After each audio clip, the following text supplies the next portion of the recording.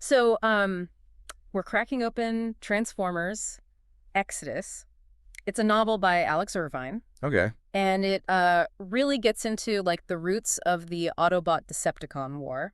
Ah, so we're going like before the whole Earth thing. Exactly. Fascinating. Yeah, so, like, forget Michael Bay explosions for a second and Okay. think more like societal breakdowns, ancient prophecies, Okay. a mysterious artifact called the Matrix of Leadership, Ooh. and the substance called Dark Energon. Dark Energon. Yeah, like imagine the stuff that gives you immense power, Okay. but it totally corrupts you at the same time. Okay, now that's a recipe for conflict. Right. Yeah. So to help us sort through all this, we've got our expert here. Well, you know, when you start talking about societies falling apart and corrupting powers, that's where I come in. Perfect. So what really jumps out of you when you look at Exodus? Like, what sets this story apart from, say, the typical good versus evil clash?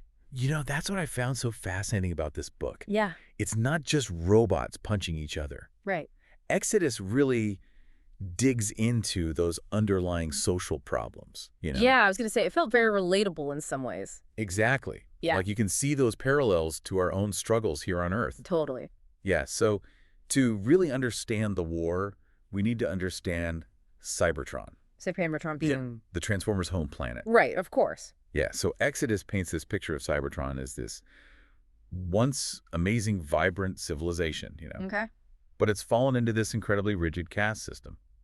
Okay, so you're born into a role. Exactly. And that's it for your entire life. No chance to, like, switch careers or move up in the world. Nope, you're stuck. You're a miner, a warrior, a data clerk, whatever. Yeah. And that's your destiny. It's making me a little claustrophobic just thinking about it. Oh, absolutely. And you can imagine the tension, the resentment building up, especially among those in the lower castes. Yeah, those stuck with the most dangerous, thankless jobs. Exactly. So who's in charge here? Who's enforcing the system? Okay, so we've got these powerful organizations called the guilds. Guilds. Yeah, they control basically every aspect of society. Okay. And then at the very top, you have the High Council. The big guys. Right, Yeah. made up mostly of the elite castes. Of course. But they're totally out of touch with what the majority of Cybertronians are going through. A classic tale of the powerful ignoring the struggles of the people. Sadly. Which is exactly where I'm guessing Megatron comes in. Ah, Megatron. Yes. Now he's a fascinating character. Yeah, and in Exodus, we meet him when he's just a nameless gladiator. Right. Fighting in these brutal arenas in the city of Kaon. Kanon. Now, is that like one of the underprivileged cities? The most downtrodden, you could say. Okay, so he's starting from the bottom. Absolutely. Right. And it's in these arenas where he starts to question everything. Makes sense. I mean, talk about a harsh reality check every time you step into the ring. Exactly. And it's not just about his own survival. He sees the injustice all around him. So he becomes a voice for the voiceless. Yes. He starts speaking out against the caste system, advocating for freedom and change.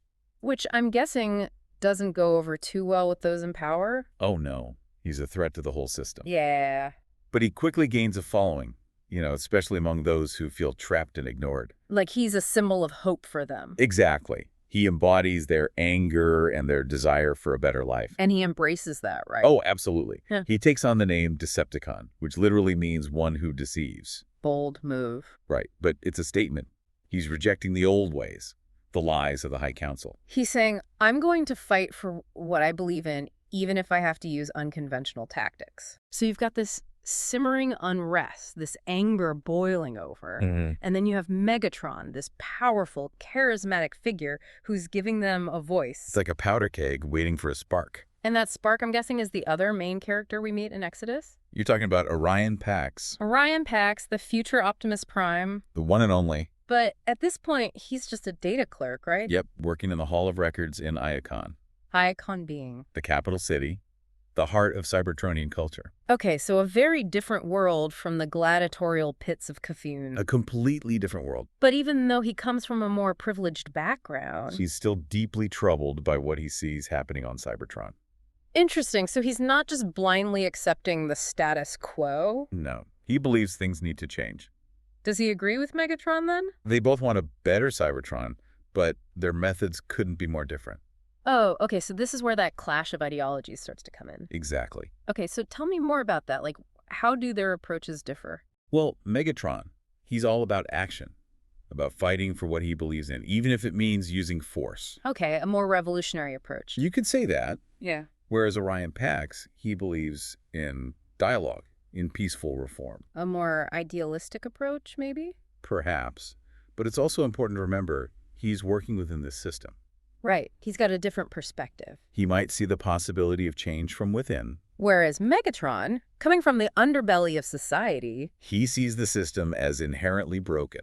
and violence as the only way to break free from it. It's a fascinating contrast. And it makes their first encounter in the book all the more interesting. Oh, for sure. They actually meet and have this conversation about their hopes for Cybertron.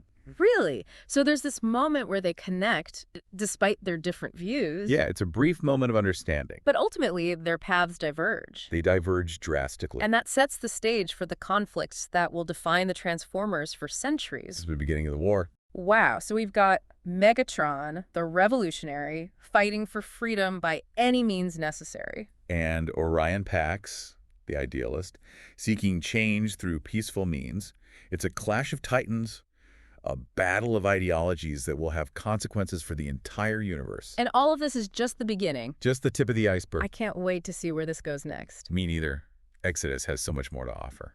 Well, stay tuned, everyone. We'll be right back after a quick break to delve deeper into the Transformers origin story. It's a tough spot, right? Totally. Yeah, like, is he a symbol of hope or just another cog in a broken machine? That's the question a lot of Cybertronians are wrestling with, I think. So even with Optimus Prime taking charge, is it almost too late to fix things? Well, that's the tragedy of it all, right? The divisions are so deep. You can't just slap a bandage on a wound this big. And to make matters worse, Here we go. Megatron makes a discovery that changes everything. Oh, boy. He finds Dark Energon. Yes, the good old corrupting power source. You know, we were talking about how Exodus reflects some of our own human struggles. Yeah. This is where it gets really interesting, I think. Okay, light on me. Dark Energon, it's like this temptation, Okay. this promise of power, but at a terrible cost. And it plays right into Megatron's hands. Exactly. Yeah. Because he's convinced that power is the only way to achieve his goals. To reshape Cybertron in his image. Right. And Dark Energon, it gives him the means to do that. What at what cost? Well, that's the question, isn't it? Like, how far is too far? And where do you draw the line when it comes to using power? And Exodus doesn't shy away from exploring those consequences. So tell me, where does he even find this Dark Energon? Well, it's on Trypticon Station. Trypticon Station. Yeah, it's this ancient space station, like from the early days of Cybertron. Okay. But it's been repurposed as this giant warship. So a symbol of Cybertron's militaristic past? Yeah, pretty much. And the fact that Dark Energon is hidden there. It's like poetry, isn't it? Almost too perfect, right? Yeah, like this dark secret lurking in the heart of their history. Waiting to be unleashed. And it plays into this idea that violence begets violence. That the past always comes back to haunt you. And it's interesting, right? Megatron's fighting against a system he sees as corrupt, Yeah. but he's resorting to a power that corrupts in turn. It's that classic dilemma like, are the ends ever justified by the means? A question for the ages. And it's not just a philosophical question either. Right, it has real consequences. Once Megatron taps into Dark Energon, The war takes a much darker turn, right? things escalate rapidly. The Decepticons become even more brutal, more destructive. They're almost unstoppable, fueled by this dark energy. And the Autobots. They're on the back foot, trying to hold the line. They're losing ground.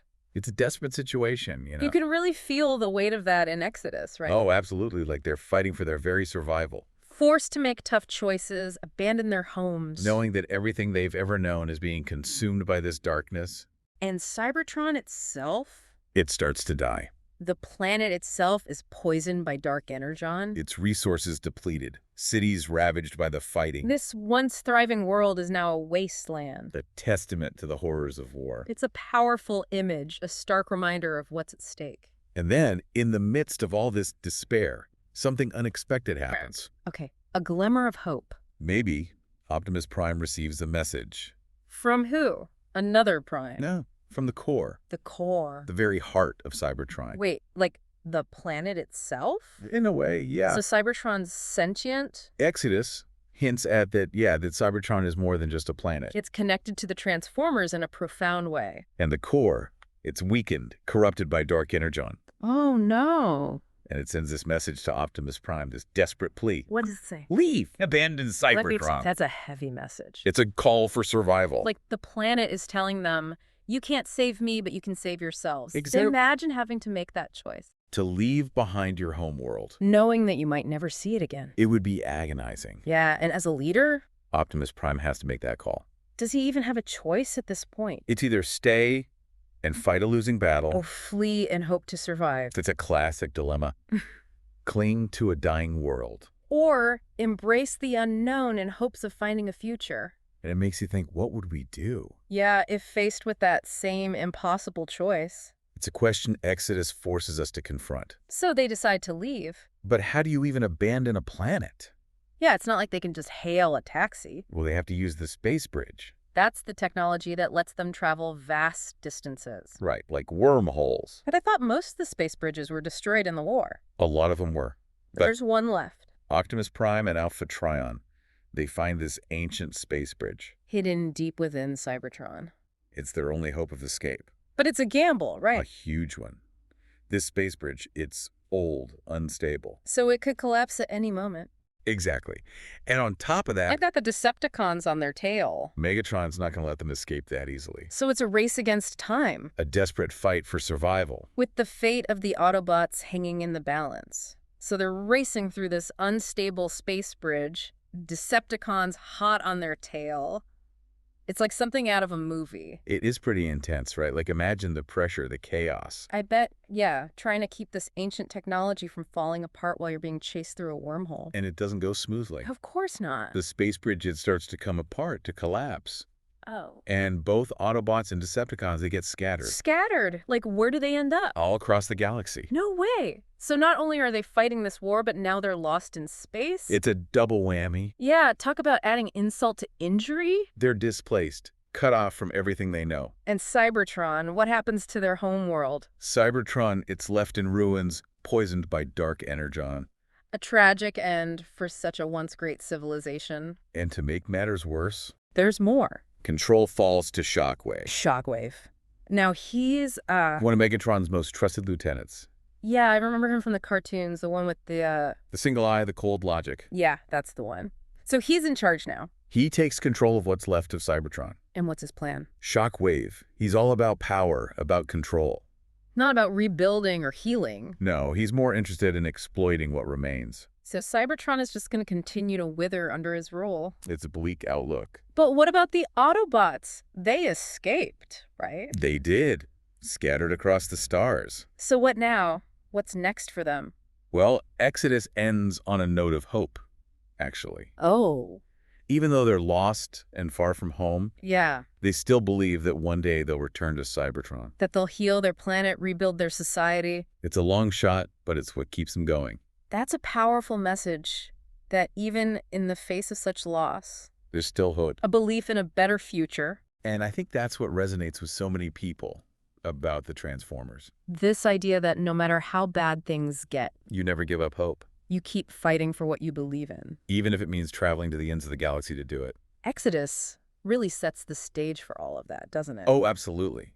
It gives us this incredible backstory. Yeah, it helps us understand why the Autobots and Decepticons are fighting. Where their motivations come from. And the stakes involved. It's not just a simple good versus evil story. It's about social injustice, the struggle for freedom, the corrupting influence of power, and ultimately, the enduring power of hope. It's a story that has something to say about our own world, too. Totally. And it makes you think, doesn't it?